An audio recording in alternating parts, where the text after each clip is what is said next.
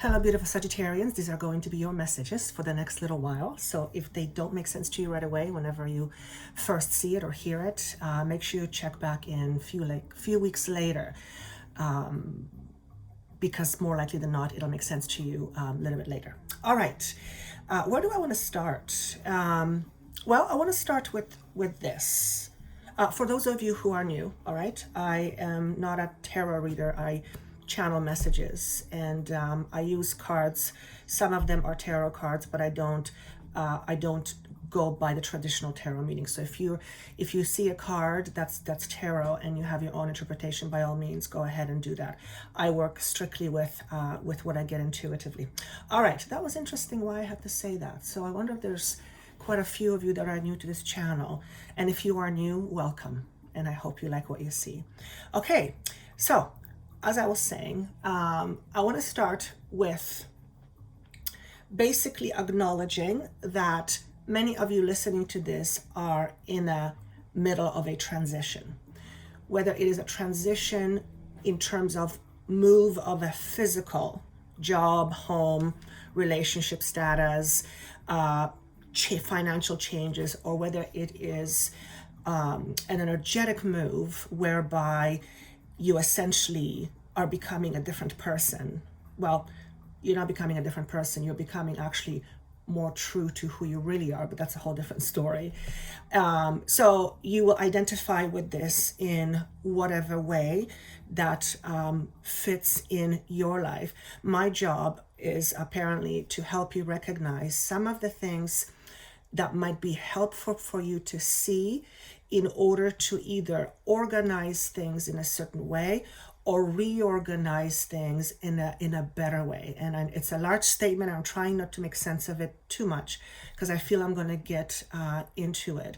So my aim is to help you expose your own inner truths that essentially make you suffer. Okay, and suffering is a big word. So basically, if you are going through transitions right now and things seem to be stirring up or coming to the surface, it's because as life changes, you are clearing things out of your aura, let's call it that way, so that as you move on, you are less and less likely to keep on recreating the same things. So if you've had some challenges in the past where you see there has been a pattern that has developed, during transitions, these patterning components will come up to the surface, and that's a great time to actually do something about it. So transition to me basically means you're in the middle of shifting vibration. Okay, vibrationally you are shifting. So what transition also means is that you're leaving being one way or being somewhere, and you are going to something else, whether it's a physical move or a consciousness move, or a paradigm move. You guys get the picture. So what I share with you is to help you see some of those things as they come up, and have the tools to deal with them accordingly. Because at the end of the day, we are in a process of healing. Transition is also a process of healing. Many times it's a process of healing. And in order for things to heal, or in order to heal things, one must first understand what needs to be healed. And that's oftentimes when we struggle with something over and over, and we seem to be doing everything in our power, but nothing is changing. Then there is clearly another component that you may not be aware of, whereby that component is, responsible for the things that you are trying to change, but you are unable to. And if you're feeling stuck in any area, whether it's now or whether you seem to get stuck in a certain area of your life, whether it's love, relationships, whatever, if you can see things from a distance and recognize patterns or pockets of energy where you get stuck, this may be one of those times. Observe it from a observer point of view. Don't assign blame, don't overanalyze it, but see if you can pick up something that you are getting from this stuck situation that can potentially help you move forward. In other words, the moment you begin to look at things from a deeper perspective and how they, not only how they affect you, but how are you contributing to being in a certain situation, that having that visible gives you the power to change it, gives you the power to shift it. And that's what transformation is. And transformation is also synonymous with change. So many of you are going through a change. We're all going through a change, but for whatever reason, I'm supposed to say that to you. Transformational change. Many of you are literally transforming, and it's not an easy process to go through. So there are a few things that I was shown for you right off the bat. One of the first things I was shown is the idea of balance. Well, actually the number 6, which is the Lovers, which is balance, but what 6, so it could be June for you. You don't have anything to do with June. June somehow might be significant, but to me, it showed me that you are in a process to either regaining your balance or creating your balance or creating new balance. And in order for you to do that, you have to face your fears. And that's usually how it goes. So then I saw a snake. And again, means many different things depending on what I'm saying. But snake is about shedding the old skin. Snake is about transformation. At the same time, I heard word sneaky. So for some of you on a more mundane level, there might be someone sneaky that's around you that's trying to get away with something. Or perhaps you are someone that's being sneaky and you're trying to get away with something. So obviously I'm not telling you that's what you're doing, but you know, if you know you're up to that tactic, then you know that's for you. Nobody else has to know. So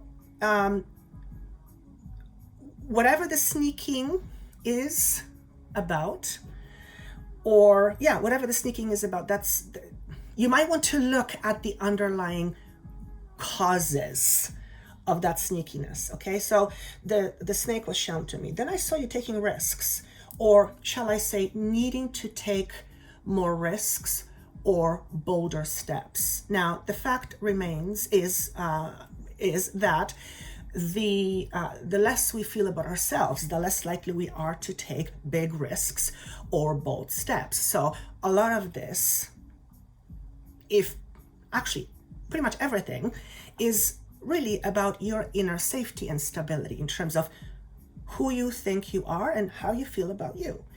And many of you are transitioning from feeling one way about yourself to feeling slightly different or very different in a positive way. But again, in order for you to feel differently about you, presumably you have aspects of yourself that you are struggling with, like everybody does, you're human. But in order for you to feel differently, you then need to look at the underlying cause of that feeling. Where does it come from? So it's about understanding yourself. And that is not an easy process. Understanding your shadows is not an easy process. For one, they're shadows, so they're hard to see. And that's literally a metaphor. Also, shadows are, in the dark. We don't want to look in the dark because it's uncomfortable, because it's scary, because it's something we don't want to go near. After all, it is a shadow. Who wants to go into a shadow, right? But the problem with that is that unless a shadow aspect is addressed, then the shadow remains a shadow, which is another way of saying a fear. And pretending that it isn't there isn't going to make it go away. It just makes it to be more of a trigger. And I feel as you are going through this transition, many of you will decide to let go of the resistance to looking at yourself. And for the reasons that I've mentioned, and I'm sure there is more, dealing with shadow self is hard work. It requires dedication. It requires diligence. It requires persistence. It requires one being very honest with themselves. It requires many things that are not comfortable. But at the end of the day, if you fundamentally want to change something about you, either the way you feel or the way you want to live, you first need to look at the aspect of you that is responsible where you are right now in terms of how you feel or where you live. And to understand that, to understand it is the first step to healing, except healing really is balance of energies. It's alignment. So it's basically looking what is out of alignment, and that requires self-observation.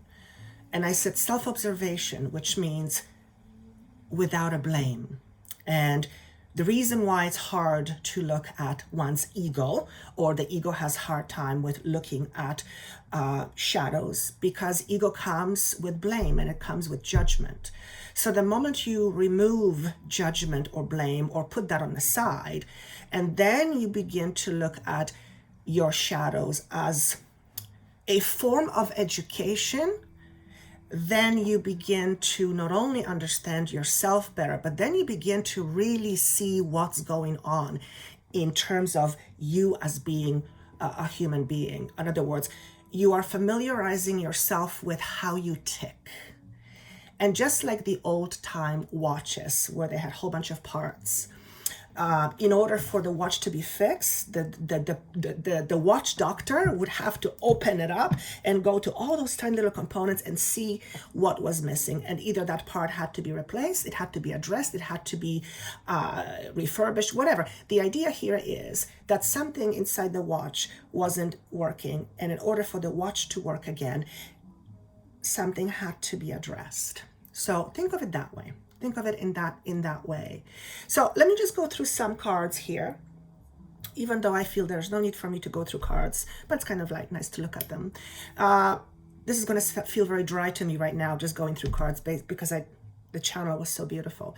So first card, area of interest, or an area where you might want to spend some time looking for answers.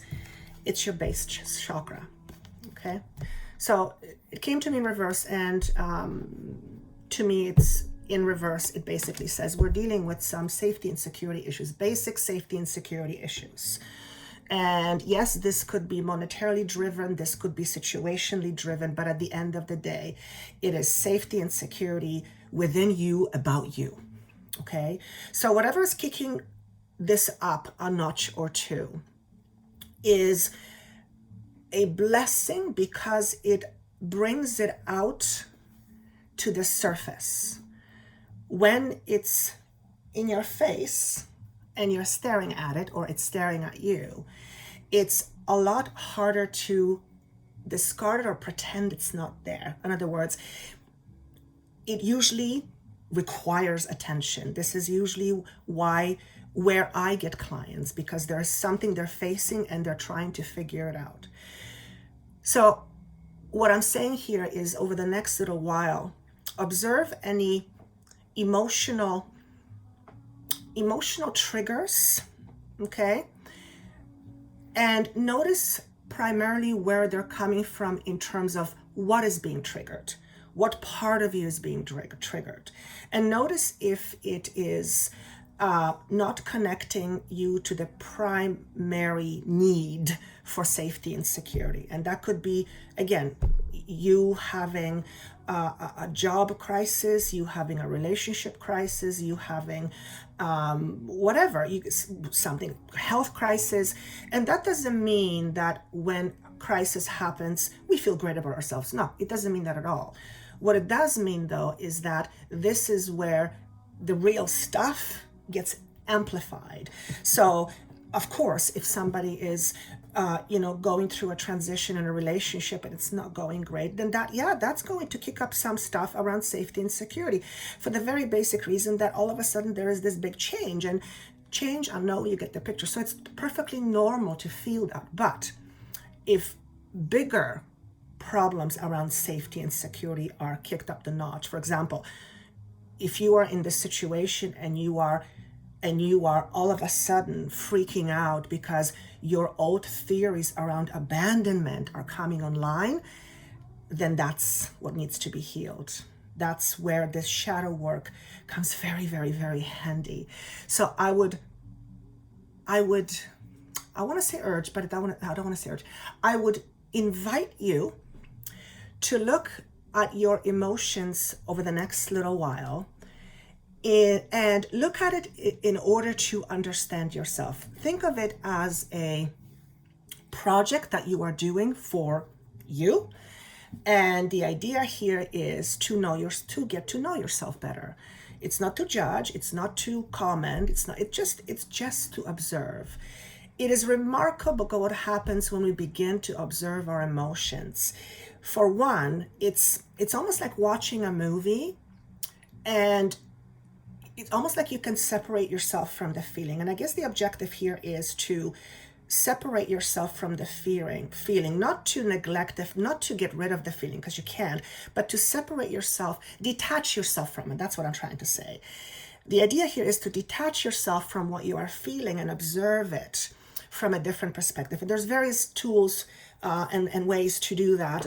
I do that all the time with my clients, but and you can probably look it up. But what happens is, when you begin to get in a habit of observing yourself when you react or abreact, then in essence what you're doing is it's like all of a sudden you're getting this map, and you're mapping, everything is mapped out so that you are no longer in the dark. So perhaps one of the things that's going to be kicked up a notch is your belief around safety and security. Your belief around safety and security. What do I mean by that?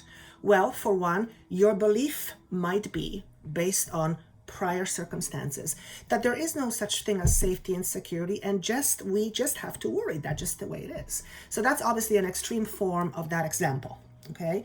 But it signifies something. In other words, some people fundamentally do not believe that life is safe and secure, and you can't convince them of it because that's their truth. So that would be a big one. And many people have that, maybe not to that extreme, but many people have these type of connections. So I would invite you over the next little while to watch and observe yourself without blame, and without overanalyzing, but just observing, and notice what you see. One of the things that's being addressed here is suggested is that as you observe those feelings, allow yourself to feel. Remarkable things happens when we allow ourselves to feel. First of all, we don't feel for various reasons. It hurt too much in the past, so we shut it down. We are not allowed to feel. We were told feeling this or this is bad. It's overwhelming, it's uncomfortable. When we feel it, we don't know what to do. I mean, there's so many different reasons why we don't feel, and it's almost always self-protection, okay? So allowing yourself to feel, it's not a comfortable process. It is not a comfortable process, but here's the thing. The feeling in and of itself will not kill you. That's just the fact. The feeling in and of itself will not kill you. And that's really what we fear. So your situation might be kicking stuff up, but it's not that it's not real, but it's the feeling of that fear that you are fearing so much. Am I explaining that correctly? It should be enough. I don't want to get too far into that corner. Point here is allow yourself to feel. Even if you give yourself little pockets of time where you say, okay, for the next 10 minutes, I'm just going to feel. Remarkable things happen when you begin to feel. For one, it's a strategy, incredible strategy for pushing that emotion through you. In other words, it's probably a trigger, and it's been triggered for a while. In order for it not to be a trigger, it needs to be siphoned off. It's like too much pressure, too much air. It needs to be pushed out.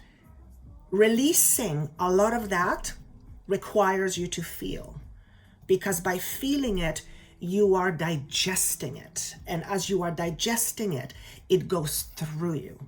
So get in a habit of feeling. I cannot stress enough the importance of that. It is not comfortable. It is not comfortable, but I have been given ideas by Spirit, and they literally said, do this for a few minutes, give yourself permission to feel, and then give yourself permission to feel something different. You pick the time. And that's what I do. When I don't like how I feel, I go, okay, I'm just gonna feel it. I'm not gonna push against it. For the next 2 hours, I'm just gonna do it. And what happens is, within an hour, sometimes less, the feeling subsides. Because me allowing myself to feel, number one, it puts me in this space where I feel like I'm in control, because I am allowing myself to feel. It's not imposing itself on me. Let's put it that way. But what it also does, the cumulative effects of holding emotions in do tend to come out in the physical body. So by allowing yourself to feel, you are siphoning the energy, where, let's call them pockets, can eventually create substantial blocks on a cellular level. So I'm saying this to somebody because just the way it came across, I'm saying it to somebody. Somebody's going to say, oh my God, I knew it. So that is not to say that you are to blame for your physical ailments, but if you understand the idea that we are energy and you are energy and you are the one running your energy, then you understand that everything that is in your body is partly created by you, not consciously, but it is. Am I going to get in trouble for that? Probably not. Okay. Feel is what I want to say. And feeling things around safety and security is not fun. It is not fun, but it is cathartic. It is, and I'm feeling it. I'm feeling it right now, as some of you are starting to think about the things that you're fearing, and I feel it. So if you happen to feel it, if you think about something that's going on and a feeling comes up, just acknowledge it. It'll hit you right here. It'll hit you right here. Many of you maybe right now, and just allow yourself to go. Just allow yourself to feel. And I promise you, nothing is going to happen. Nothing is going to happen. This is where panic attacks happen. I'm not a doctor, so I'm not going to go in that direction, but panic attack is an overwhelm of emotions that one is unable to deal with. And the more one pushes that in, the more potent it becomes over time. So feeling a panic attack, it is not fun. I've done it. It is not fun. But I proved to myself that I didn't die, nothing happened to me. I hated it, but nothing happened. And as of today, September 26th, I don't have panic attacks. But I needed to feel it. So I'm talking to some of you who deal with this, because again, the way it's coming across, it's just very different. I'm not going to use cards. I'm just going to go with what I'm feeling. So any feelings of safety and security, it would be important for you to address it right about now. You might be asking, why? Great question. Well, for one, aren't you tired of feeling the same way over and over? Of course you are. So if that isn't a good enough reason, then another reason is, if you drag this fear with you forward, you will end up creating your worst case scenarios, except faster. Because the energies that we are moving into is extremely potent. It is also why you feel certain things coming up to the surface with such opulence, because everything is amplified. So think of it as being on a fast track, and rather than stretching it over, let's say, years, it's compacted into few months, right? So it's not easy. Where was I going with this? I totally forgot where I was going with that. But anyway, any feelings of, well, let's talk about this. We've got a hyena here, and I said, tell me what's going on. What might be helpful for them to know? So hyena to me represents the shadow side. Here we go. Here's the shadow side, okay? And many of you who are listening to this put on a brave face, put on a great face. You might even be cynical when you joke. You might have this edge to you when you're communicating. And that edge, that cynicism, stems from unresolved conflict.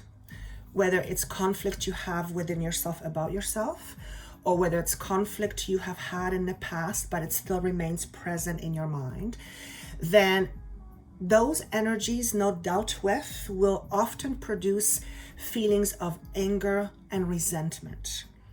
When that happens, you become almost like a hot potato. That's an interesting metaphor. You become like a hot potato, which means, I don't know if you've held a hot potato before, but the moment I grabbed it, I want to drop it. Okay. I love that metaphor. I'm going to use it from now on. So he says, leave it. Okay. If you're carrying a lot of that, you're like a hot potato, not only to other people, but to yourself. In other words, you're too hot to handle. Okay. And this may very well be tied to your feelings of safety and security. Maybe you have a lot of stuff unresolved between you and someone else. And that stuff was, partially responsible for how you feel about yourself in terms of safety and security.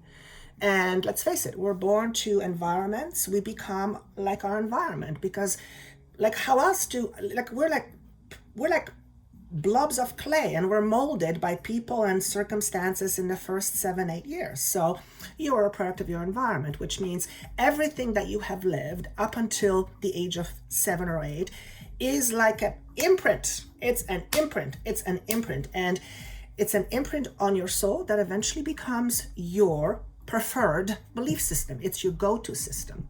So you might be carrying a lot of old garbage, old stuff around anger and resentment for way too long. Not to mention that it will affect your physical body. I'm being shown here that anger and resentment is very drying to the body. So that will affect your fluids. I don't know what that means. That's interesting. I guess like anything, too much heat will burn. So you might physically feel like you're dried out. You might be experiencing joint pain and aches because there's not enough lubrication.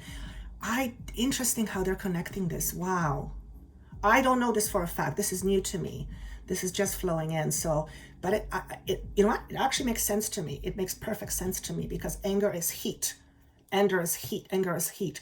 And when it's not siphoned off, it's like, it's like it keeps revolving inside of you. And that eventually, imagine having fire inside of your house. Unless you put it out really quickly, it's going to burn you from inside out. You guys get the idea.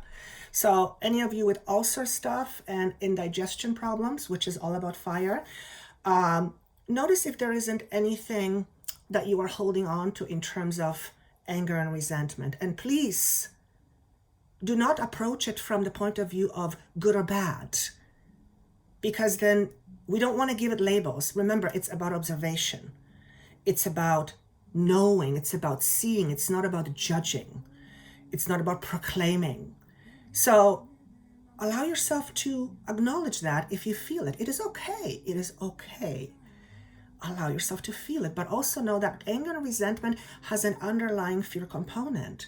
So anger and resentment is a reaction to a fear. So what are you afraid of? Maybe your biggest fear is that you will be alone, that no one will be there to help you, that no one will care for you, that no one will love you. Maybe that is your greatest fear, and you haven't dealt with it, and it has turned into anger and resentment. And remember, it's anger and resentment on regular basis. When it comes through you on regular basis, you're like a hot potato. So I love that analogy. I love that analogy, I gotta say. I think, is that all I want to say? No, I do want to say a couple more things.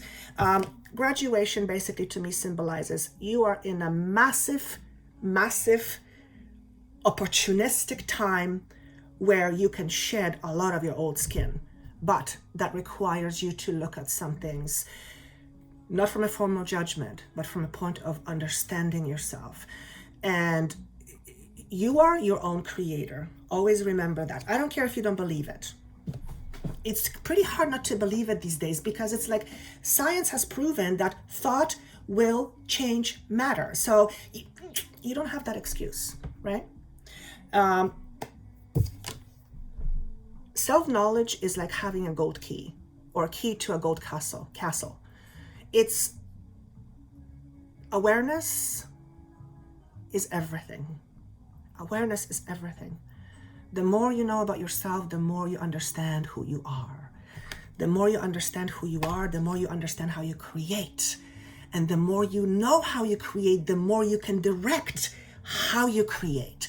That makes you an empowered person. That makes you an empowered person. An empowered person knows that there is yin and yang to everything. An empowered person knows that there's no such thing as perfection. An empowered person knows that despite of having fears, they allow themselves to be vulnerable, because there is just no other way to live in order to be happy. Okay? So if vulnerability is your thing because you're afraid, every single person has that too. So you're not alone, number one. And number two, do you want to let that rule the rest of your life? Because I know what it's like, and that's pretty tiring. So I wouldn't wish that on my worst enemy, that's for sure. I think I'm going to leave it with that. So yes, is that it? Yep, I think that's all I've got. I wish you best of luck. Thank you so much for sharing, for liking, for commenting. For private session, that information is down below for you. I also have the 6-month videos, messages, from July until December of 2019. That information is down below. Yeah, we're having a party here. So you guys know what to do. Thank you so much for sharing your time with me. I do hope that this is beneficial, that you'll find it beneficial to some, in some way. For that is really my intention, is to help you understand yourself better, because that's empowering. Okay, I wish you best of luck.